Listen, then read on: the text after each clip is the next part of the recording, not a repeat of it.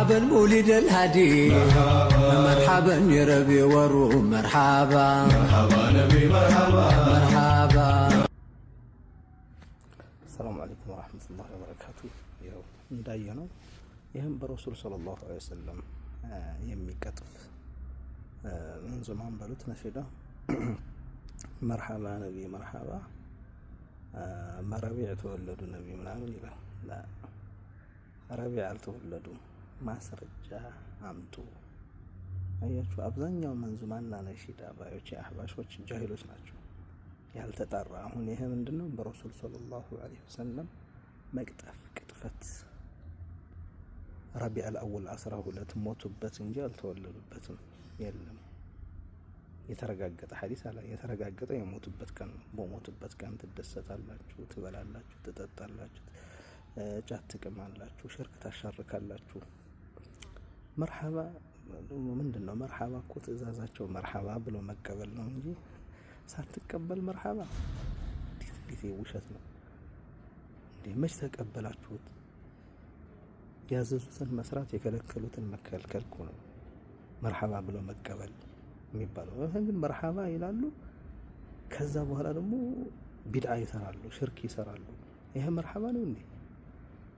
ኧረ እባካችሁ የምትሉት ግጥምና ስራችሁ ሰማይና ምድር አይገናኝም።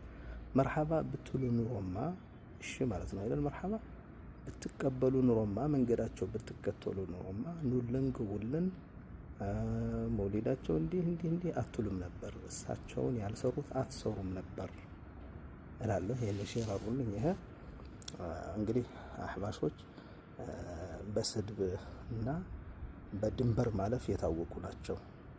መንዙማዎቻቸው በነብዩ ሰለላሁ ዐለይሂ ወሰለም ስም ይጠቅሱና ይሳደባሉ። እሱም እናመጣዋለን።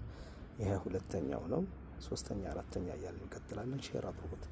ሼር መርሐባ ማለት የእሳቸውን ትእዛዝ መስራት የከለከሉትን መከልከል እንጂ መርሐባ እያልክ መውሊድ ቢድዓ ያላዘዙትን መስራት መርሐባ ይባላል? ማፈንገጥ ነው የሚባለው። በዛ ይስተካከል። ግጥሙ ዝም ብሎ ነው።